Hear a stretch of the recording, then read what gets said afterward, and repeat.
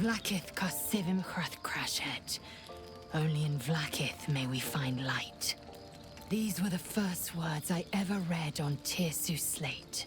But they are no mere aphorism. They are law. They are creed. The root from which the 10,000 protocols stem. Forsake one protocol, and forsake Vlakith. Forsake Vlakith, and be the blood and meat which sates her dragons. If Voss speaks true, if Ascension is a lie, if tadpole purification is a fairy tale, then I have not sinned against Vlakith. She has sinned against me.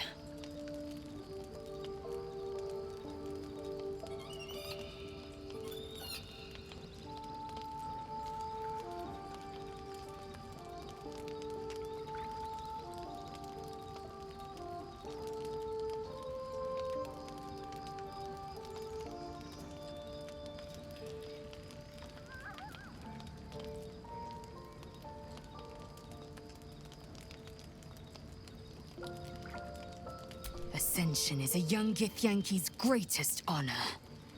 Long ago, the Geich enslaved my people.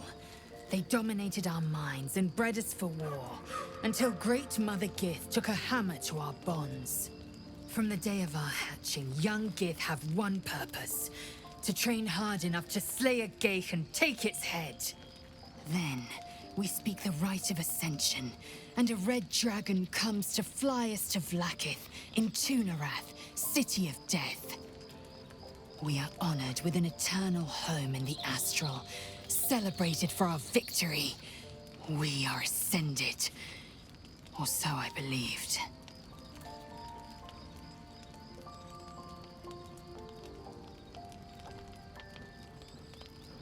I'd never thought Vlakith a tyrant, or me as a vassal. She was the source of my might, and I the envoy of her will. A warrior, a champion, a destroyer.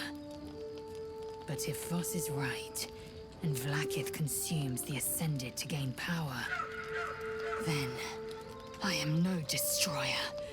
I am mere livestock, bred to be harvested and devoured. Every Githyanki is a slave with a singular purpose. Not to cull the Geich, not to prevent their grand design, but to raise Vlakith to true godhood.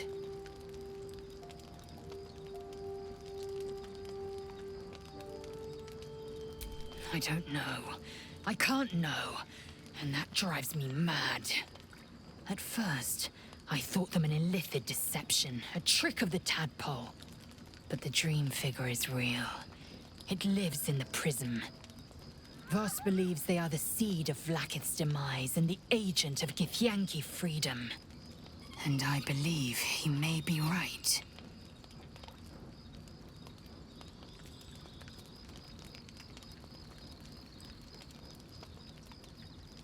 Then, when the Kithraki come for me, and come they will, I will submit to their blades.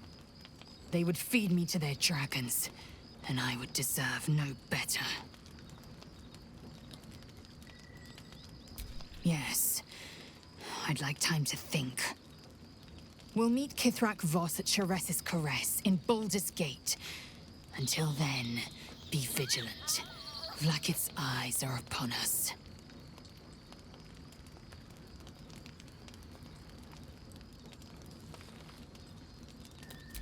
Kalir's clutch held 3 dozen eggs, more or less, though I've learned of creches that harbored 100.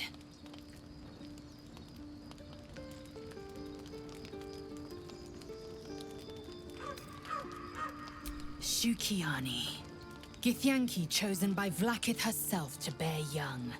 The Queen assigns when and where they must lay, and how many eggs they must bear. The Shukiani pass their eggs in the material plane. In the astral, time barely passes. It is a meticulous process, carefully timed so that the eggs hatch at once.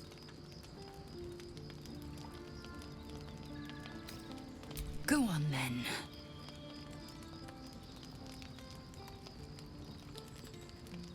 My own Savage would never have threatened a youngling. A waste of time and energy. The pupils themselves culled the weak from their ranks. I myself felled 4 of my own classmates once Kalir had 100 times circled Tyrell.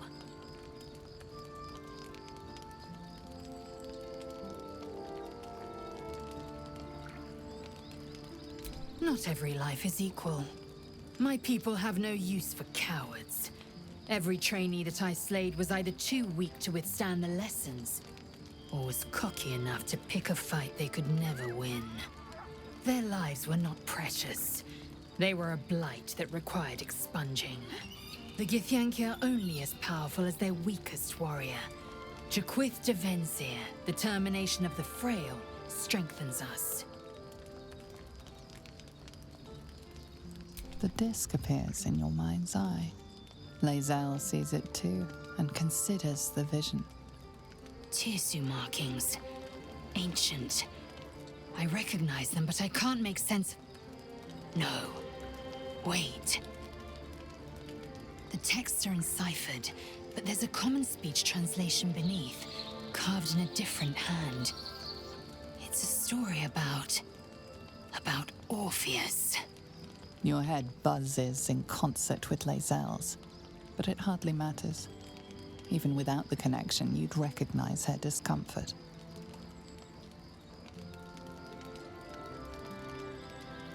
Githyanki writing. Every word a wheel, every letter a spoke. The most powerful texts are engraved in slate. Some so ancient, only the most erudite Gish can read them.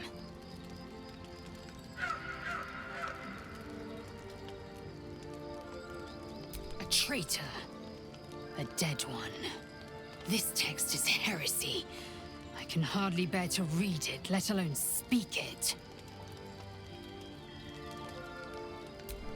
Very well. I will read it to you. The Prince of the Comet, Part 2. The Prince of the Comet, Orpheus himself, led his honor guard into battle.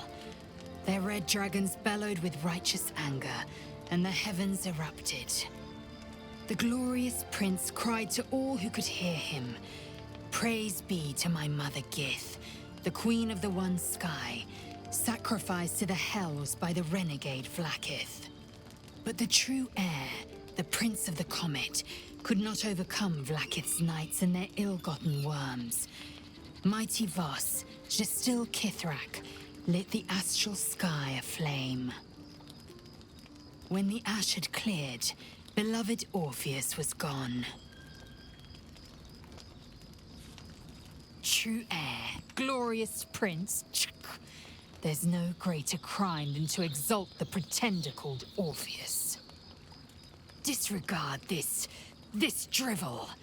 Gith declared that Vlaakith should be queen. Orpheus would have ceded control to the Geich.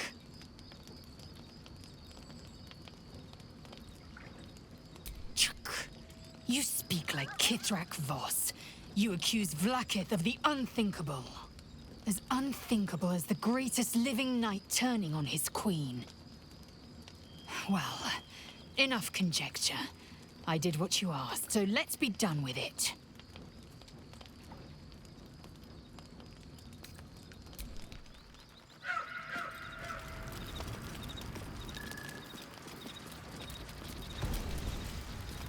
What will Voss have to show for himself when we catch up with him, I wonder?